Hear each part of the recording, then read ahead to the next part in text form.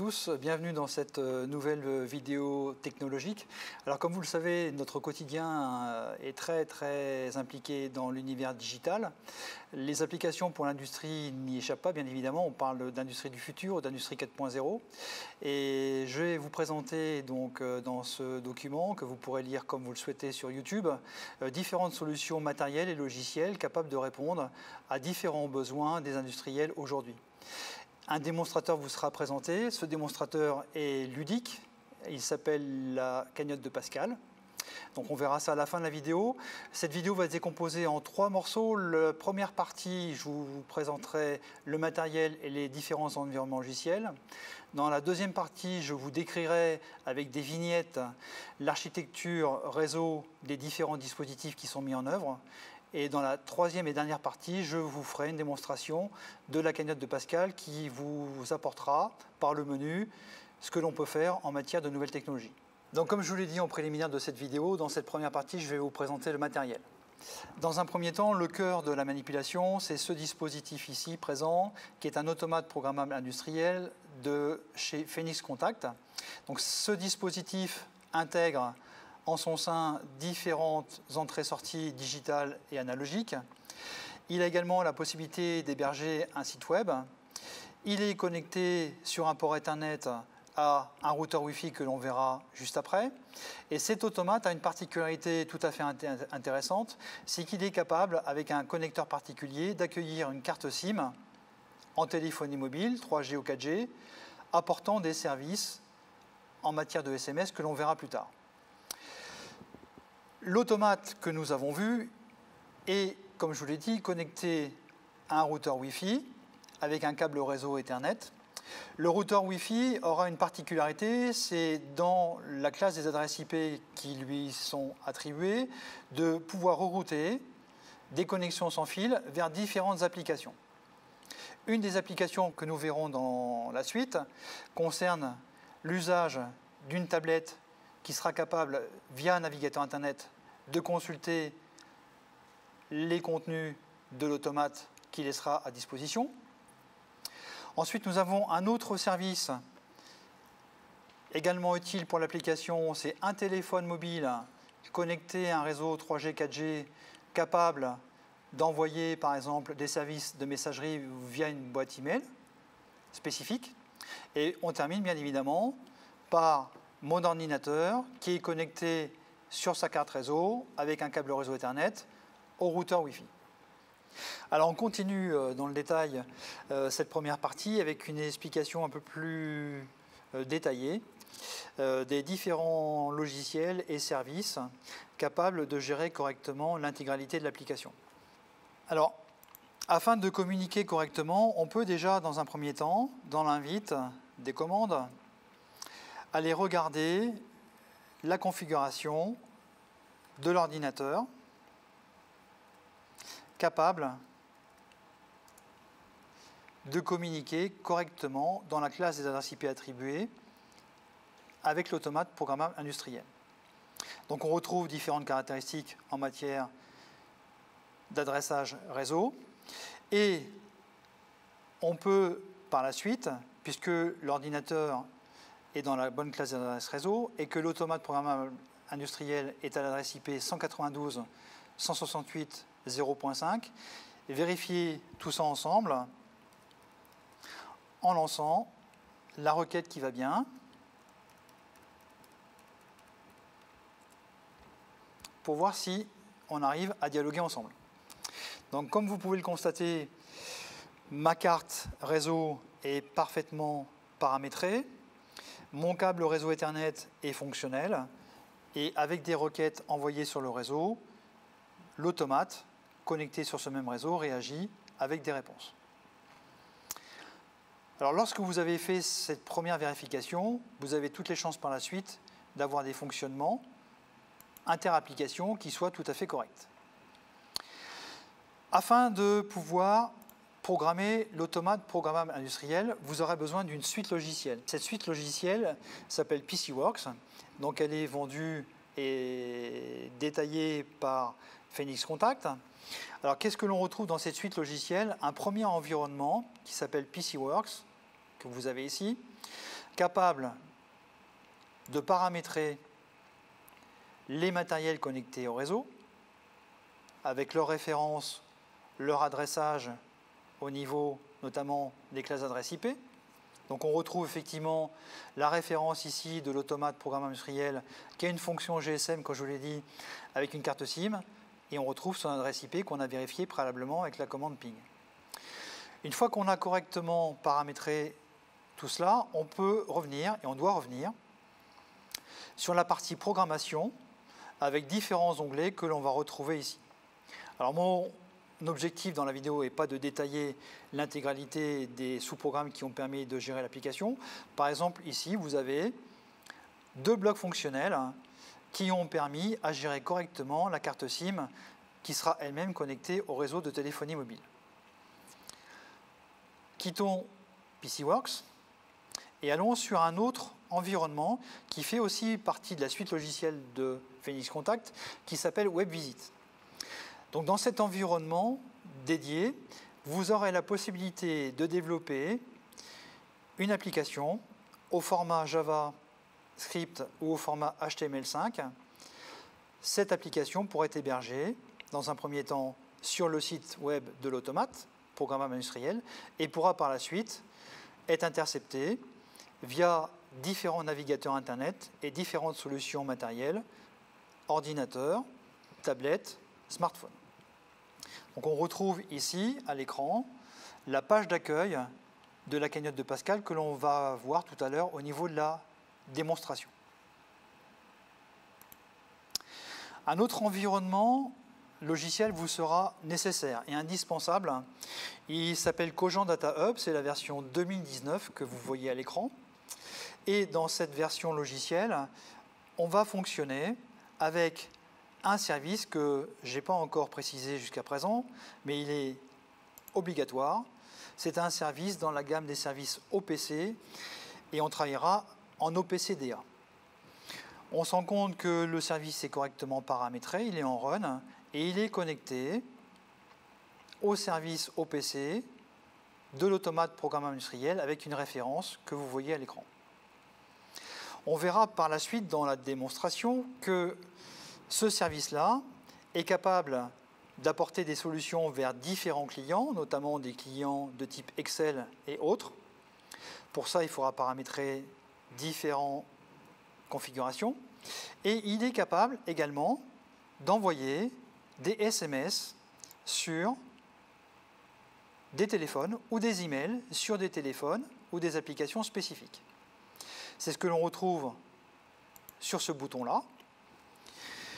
Donc pour l'application, eh bien, j'ai une boîte email qui a été déclarée sur laposte.net avec une succession de paramétrages que l'on retrouve ici au niveau des envois. Et cette application nous permettra de recevoir des emails gérés par l'automate programme industriel et capable de gérer en ligne la recette de fabrication du dispositif. Dans cette deuxième partie de la vidéo, je vais vous détailler des éléments complémentaires relatifs à l'application. Vous devrez suivre la petite main verte accompagnée de son point rouge. Ils pointeront la zone concernée par les commentaires.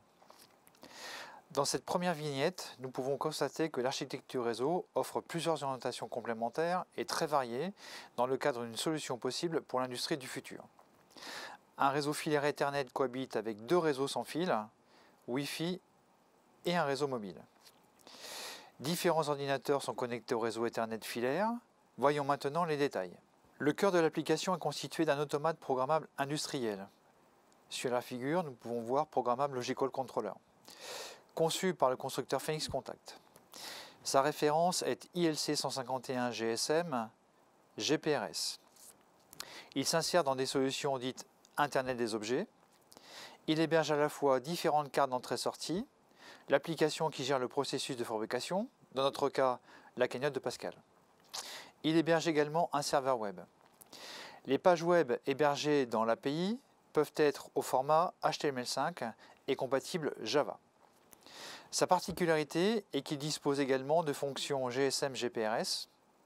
Une carte SIM a été rajoutée afin de pouvoir offrir différents services en téléphonie mobile. Dans notre cas, nous avons inséré dans le connecteur prévu à cet effet une carte SIM de l'opérateur Free, souscription d'un abonnement 2 € par mois, SMS illimité. Un routeur Wi-Fi permet de faire un pont de service en matière de communication entre l'API et d'autres solutions matérielles sans fil. Il faudra gérer son administration, c'est-à-dire classe d'adresse IP, redirection d'adresse, sécurité. Un switch pourra être inséré dans le réseau afin d'offrir une offre de connexion filaire suffisante en fonction des besoins. Ce switch pourra être administrable pour une garantie de service et de sécurité optimale. Les différents environnements pour le développement de la solution sont présentés dans cette zone. Le système d'exploitation utilisé est Windows 10 Pro. 3 environnements sont installés sur l'ordinateur. PCWorks et WebVisit du constructeur Phoenix Contact, ainsi que Cogent Data Hub de l'éditeur de logiciels Skynet. L'environnement PCWorks permet de configurer et de programmer l'API répondant aux besoins de l'application. La création d'un fichier spécifique permettra de faire transférer les variables de l'API dans l'environnement WebVisit. Cette création est précisée dans la documentation technique de ce dernier. Cet environnement permet de développer l'interface graphique qui sera hébergée dans le serveur web de l'API. Une connexion FTP permet de remplir, de modifier, de vérifier le contenu du serveur web. L'environnement Cogent Data Hub version 2019 permet de faire le lien dynamique entre les données traitées par l'API et différents clients. La spécification d'accès aux données OPC de la première d'un groupe de spécifications connu sous le nom de spécification OPC classique.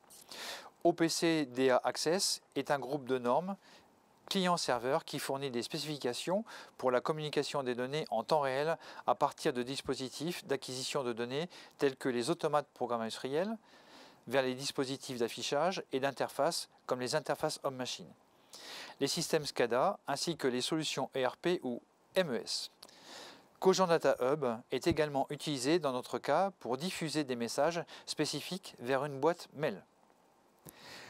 Le client numéro 1 permet à partir de différents navigateurs Internet de consulter le serveur web hébergé dans l'API. Le principe d'une interface homme-machine au format HTML est dans notre cas particulièrement efficace. Le client numéro 2 permet de recevoir des mails préalablement préparés dans l'environnement Cogent Data Hub. Ces mails sont émis par des changements d'état constatés par le système. Dans notre cas, ces changements d'état concernent la cagnotte de Pascal. Le client numéro 3 permet de disposer de tableaux dynamiques. Ces tableaux permettent de reporter le contenu des différentes variables judicieuses et traitées dans l'API. Dans notre cas, nous utilisons Excel, disponible dans le pack Office 365 par exemple. Une autre solution pourrait être également envisageable. Cette solution concerne OpenOffice. Nous terminons cette partie de présentation par des technologies portables comme des tablettes ou bien des smartphones. Nous utilisons dans notre application une tablette. Cette tablette aura la même vocation que le client numéro 1.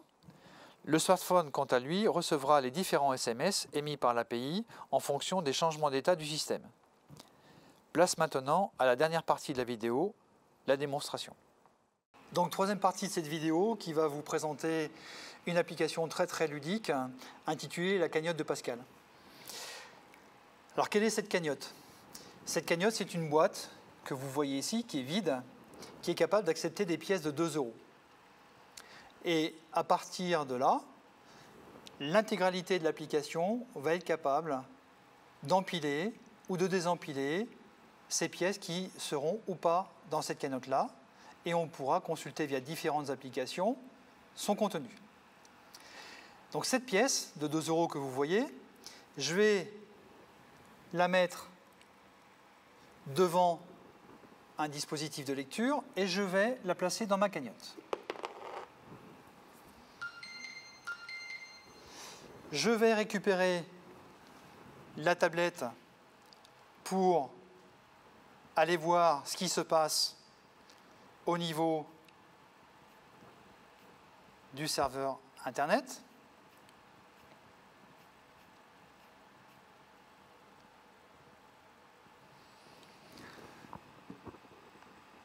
Alors, qu'est-ce que l'on retrouve comme information sur la tablette? On retrouve le numéro de téléphone et donc le téléphone mobile qui a reçu le message émis par l'automate via un SMS en automatique. On retrouve le comptage des pièces cumulées dans la cagnotte. Et puis, on retrouve une signalisation qui clignote, qui reproduit les états lumineux des LED que vous avez au niveau des différentes boîtes à boutons et signalisation. À partir de là, je vais prendre la main sur mon ordinateur et je vais vous montrer ce qui s'est passé et ce que l'on peut consulter également en parallèle. Donc, allons voir ce qui se passe sur mes différents écrans. Alors, dans les différentes fenêtres qui nous intéressent, il y a une fenêtre ici qui est particulièrement intéressante, qui est le contrôle avec un script particulier d'un email qui est parti via Cogent Data Hub avec un libellé d'email sur, a priori, ma boîte mail qui est hébergée sur laposte.net. On a vu sur la tablette qu'il était possible de consulter la page web de l'automate. On va aller consulter de la même manière avec mon ordinateur connecté en filaire le site internet de l'automate via un navigateur. Donc on arrive sur la page d'accueil. Bien évidemment, il faut gérer correctement les sécurités. Donc il y a un mot de passe à renseigner. Et on retrouve, donc sur le navigateur de mon ordinateur, exactement les mêmes informations disponibles que vous avez vues préalablement sur la tablette.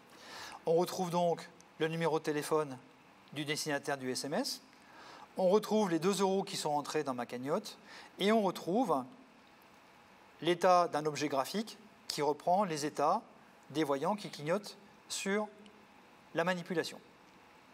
Allons voir maintenant ce qui pourrait se passer dans un tableau Excel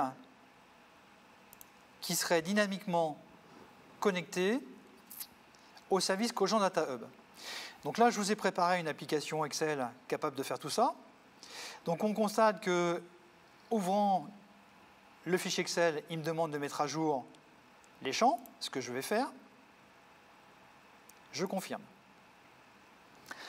Et donc, à partir de là, on a la possibilité, dans un tableur, d'avoir un client Excel capable de récupérer et de traiter dynamiquement l'intégralité des variables hébergées dans l'automate programmeur industriel. On retrouve le numéro de téléphone du destinataire au niveau des SMS. On retrouve un message particulier où Pascal vous remercie d'avoir contribué à ses vacances. Pour l'instant, il n'y a que 2 €. Et on retrouve des états, ici, qui vont commuter, reproduisant les états logiques des différents voyants. Une autre partie, et dernière partie, concerne la réception d'email. Et donc, allons voir ce qui s'est passé sur ma boîte email.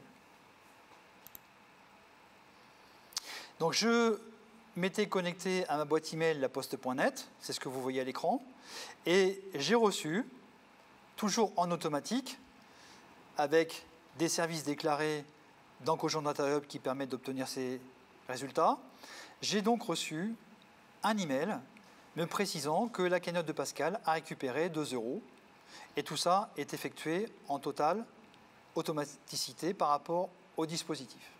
Le dernier essai pour valider les différentes solutions de l'application concerne le dépilage de la cagnotte de Pascal. Donc j'ai retiré de cette cagnotte 2 € et je dois valider le fait que j'ai retiré ces 2 € en validant une entrée spécifique sur mon application.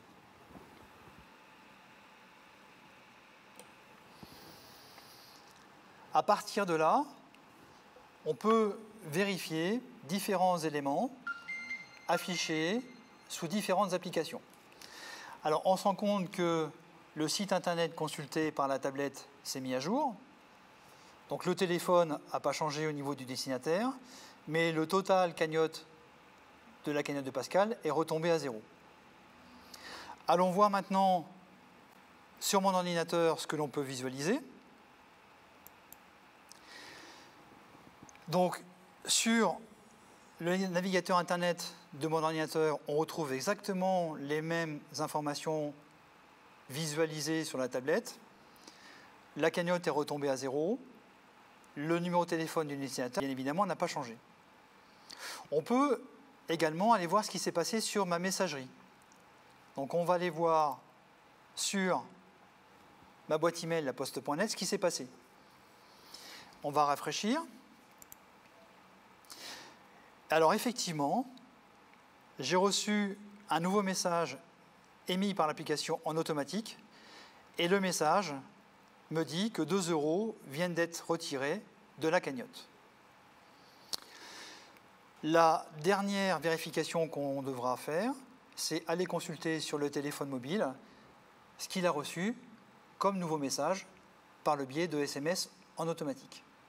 Donc avons-nous reçu sur ce téléphone mobile un premier message via SMS en automatique, sympathique, qui